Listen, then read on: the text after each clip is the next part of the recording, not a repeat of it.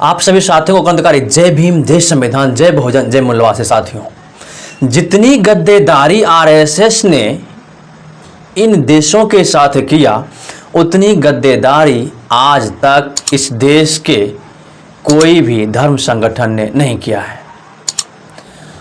यहां कहा जाता है कि आरएसएस आज़ादी में भाग लिया था, आज़ादी में आरएसएस की बहुत बड़ी भूमिका है। ऐसा कुछ नहीं है साथियों। यदि आप उनकी इतिहास उल्टा कर यदि आप पढ़ते हैं, उन्होंने इतने घृणित कार्य किए हैं। उन्होंने अंग्रेजों को साथ दिया। जब इस देश के सभी स्वतंत्रता सेनानी आंदोलन कर रहे थे, तब वे उस स्वतंत्रता सेनानी के साथ जो व्यक्ति आंदोलन में थे, जो सक्रिय थे, उन्हें धर्म के नाम पर तोड़ने का काम आरएसएस ने उस समय किया था। जिस समय इस देश के सभी लोग गुलाम थे और आज़ादी के लिए अपना संघर्ष कर रहे थे, उस समय आरएसएस बहुत बड़ी गद्दारी कर रही थी साथियों। अब आप सोच सकते हैं, जिस आंदोलन को गांधी जी खुद 1930 ईस्वी में नमक सत्याग्रह को लेकर चल रहे थे, तो आरएसएस के संस्थापक केवी हेडगेवार ने उस आंदोलन में अपने सभी आरएसएस सक्रिय सदस्य को उस आंदोलन में भाग लेने के लिए मना कर दिया था। सभी जगह सूचना पहुंचा दिया गया था कि इस आंदोलन में आरएसएस के कोई भी सदस्य भाग नहीं लेंगे। बताइए, गांधी जी जो इतनी बड़ी सत्याग्रह कर रहे थे इस देश में नमक के लिए, उसके विरोध में आरएसएस के संस्थापक केवी हेडगेवार खड़े हो गए थे साथियों। लेकिन अंत में केवी हेडगेवार उस आंदोलन में भाग तो लिए, वे नमक सत्याग्रह के मुद्दे से भाग नहीं लिए थे। उन्होंने देखा कि इस संगठन में जो भी आए हुए हैं, जो भी कांग्रेस के सक्रिय व्यक्ति हैं, सक्रिय नेता हैं या सक्रिय सहयोगी हैं, उसे आरएसएस के बारे में बताना और उनको कांग्रेस से तोड़कर आरएसएस में लाने के लिए एक साजिश के तहत वे गांधी जी के नमक सत्याग्रह में गए थे साथियों। तो अंततः जब गांधी जी को पता चल गया, तो गांधी जी के द्वारा और कांग्रेस के सभी सदस्यों के द्वारा, टीमों के द्वारा एक योजना पारित कर दिया गया। यदि कोई भी व्यक्ति, चाहे वो हिंदू हो या मुस्लिम हो, यदि कांग्रेस को छोड़कर आरएसएस में जाएगा तो उसके ऊपर कार्रवाई की जाएगी। तब जाकर यह साथियों शांत हुआ। अब आप सोच सकते हैं, जिस घड़ी में इस देश के लोग भूखे मर रहे थे, कपड़े के लिए तरस रहे थे, उस समय आरएसएस अपना दोगलेपन का षड्यंत्र रच रहा था साथियों। तो स्वतंत्रता आंदोलन और आरएसएस की दास्तान की जो गद्दारी है, उससे हम लोग इस वीडियो में प्रस्तुत करने वाले हैं। हम जो भी कुछ बोलते हैं साथियों, इस पुस्तक से बोलते हैं। स्वतंत्रता आंदोलन और आरएसएस, हम आरएसएस एक दास्तान गद्दारी की, हम कुछ भी अपने मन से नहीं बोलते हैं साथियों। जो इस पुस्तक में लिखी गई है वही हम बोलते हैं और वही हम आपको बताते हैं और आपको जगाते हैं साथियों कि आरएसएस कितनी बड़ी गद्दार एक संगठन है साथियों, जो हिंदू को हिंदुत्व कहकर वह तोड़ने का काम करती है साथियों। इसलिए सार्वजनिक कार्य करने के जो तरीके उन दिनों प्रचलित थे और स्वतंत्रता प्राप्ति के लिए जिस प्रकार के प्रयत्न किए जा रहे थे, उनसे हटकर उन्होंने अपने प्रतिभा से शाखा की एक अन्य विधि खोज निकाली है। हमने 2 वीडियो बना चुके हैं। यदि आप लोग नहीं देखे हैं तो उस वीडियो का लिंक हम इस वीडियो के डिस्क्रिप्शन में डाल देंगे साथियों। जिस समय यह देश आज़ादी के लिए इस देश के लोग लड़ रहे थे, उस समय आरएसएस जो है अपना षड्यंत्र जो है रच रहे थे, किस प्रकार से हम इस देश के लोगों को धर्म के नाम पर तोड़ सकें। सच तो यह है कि ब्रिटिश हुकूमत के खिलाफ भारतीय जनता के साझे आंदोलन को धार्मिक ध्रुवीकरण के जरिए तोड़ने के उस रास्ते पर खुलकर उन्होंने पहले ही चलना शुरू कर दिया था। सच तो यह है कि ब्रिटिश हुकूमत के खिलाफ जो भारतीय जनता के सामने जो आंदोलन हो रहा था, उसमें उन्होंने घुस कर उसका ध्रुवीकरण कर उस आंदोलन को धार्मिक तौर पे उसे तोड़ने का काम किया है, जिसे बाद में मोहम्मद अली जिन्ना ने अपनाया था। और उसी रुतबे को बाद में मोहम्मद अली जिन्ना ने अपनाया था, जिसके कारण उन्होंने भारत और पाकिस्तान को तोड़ने का काम किया। डॉक्टर हेडगेवार को दूसरी बार ब्रिटिश हुकूमत ने नमक सत्याग्रह के दौरान 1930 में कैद किया था। केवी हेडगेवार को 1920 में खिलाफत आंदोलन के तहत उसे साथियों अरेस्ट किया गया था। उसके बाद 1930 में नमक सत्याग्रह के दौरान उसे अरेस्ट कर लिया गया था। यह आखिरी बार था जब वे एक ब्रिटिश जेल में गए। इसी जीवनी में दूसरी बार उनकी जेल यात्रा और नमक सत्याग्रह में उनके शामिल होने के गुप्त उद्देश्य का इन शब्दों में खुलासा किया गया। जब ब्रिटिश जेल में कैद होने के बाद उसके द्वारा जो योजनाएं गढ़ी गई थी उनकी खुलासा साथियों वहां से होना शुरू हो गया। सन 1930 में महात्मा गांधी ने भिन्न भिन्न सरकारी कानूनों को तोड़ने के लिए जनता का आह्वान किया था। स्वयं गांधी जी ने दांडी यात्रा द्वारा नमक सत्याग्रह आरंभ कर दिया था। गांधी जी के द्वारा 1930 में चलाए गए जो अभियान थी उसमें अलग अलग सरकारी कानूनों को तोड़ने के लिए और दांडी यात्रा किया था, जो कि नमक सत्याग्रह जो नमक कानून को तोड़ने के लिए। डॉक्टर साहब हेडगेवार ने जब सब जगह सूचना भिजवाई कि संघ इस सत्याग्रह में भाग नहीं लेगा, किंतु जिन्हें व्यक्तिगत रूप से इसमें भाग लेना हो उन्हें मनाही नहीं है। उन्होंने सभी जगह सूचना फैला दिया कि इस सत्याग्रह में आरएसएस के राष्ट्रीय स्वयंसेवक संघ के कोई भी सदस्य भाग नहीं ले सकता है। यदि किसी को पर्सनली लेना है तो अपना ले सकते हैं, लेकिन इस संगठन के द्वारा कोई भी भाग नहीं ले सकता है। इसका अर्थ यह था कि संघ में जिम्मेदारी वहन करने वाला कार्यकर्ता सत्याग्रह में भाग नहीं ले सकता है। इसका यह उद्देश्य था कि जो भी संघ के जिम्मेदारी का वहन करता है, जो संघ की जिम्मेदारी को संभालता है, वह इस आंदोलन में भाग नहीं ले सकता है।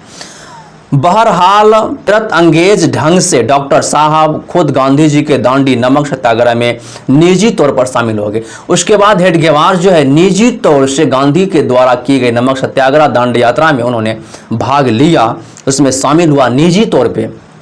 जाहिर है कि उनके इस निर्णय के पीछे कोई गुप्त उद्देश्य भी रहा होगा। यदि कोई व्यक्ति यदि वह कहता है सभी जगह सूचना भिजवा करके इस आंदोलन में संघ के कोई सदस्य यदि भाग नहीं लेगा, तो फिर साथियों वह पर्सनली रूप से भाग क्यों लिया? कुछ ना कुछ उसमें षड्यंत्र जरूर था।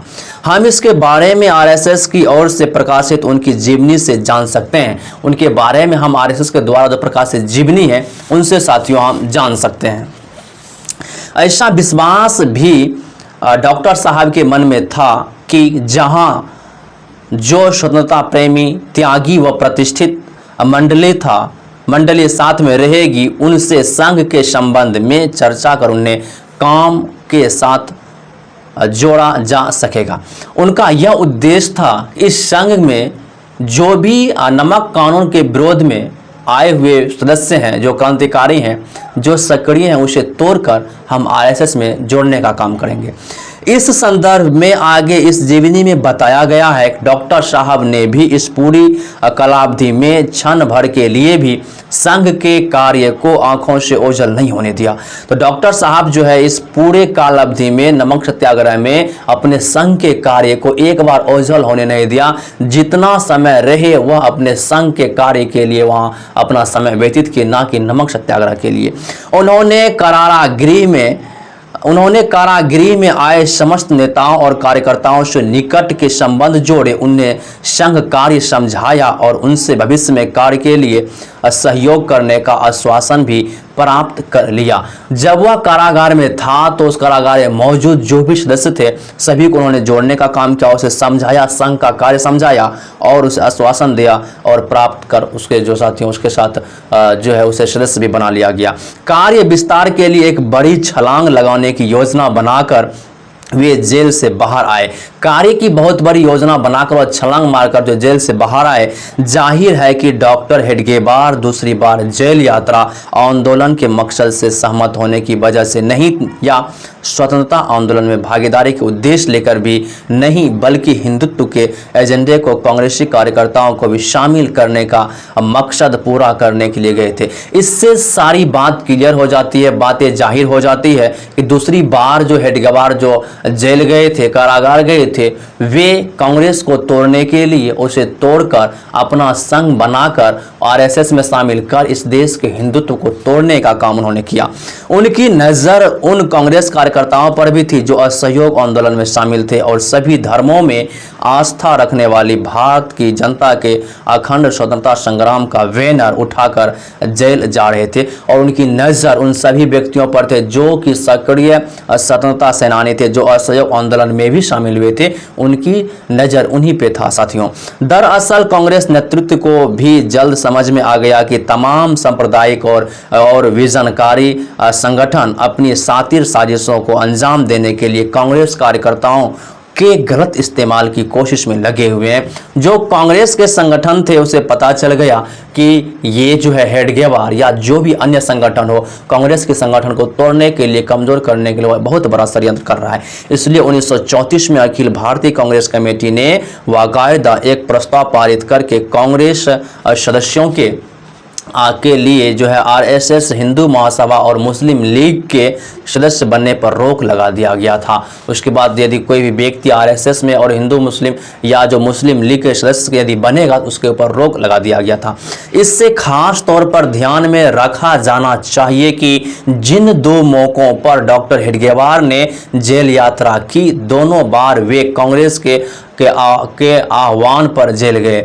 2 बार जो जेल गए हेडगेवार, वे कांग्रेस के आह्वान पे जेल गए हैं। जाहिर है कि अगर सच यही है कि कांग्रेस के नेतृत्व में हुए आंदोलन में भागीदारी के लिए वाजपेयी सरकार उनका सम्मान कर रही थी, तो इसे साफ तौर पर बता दिया जाना चाहिए था।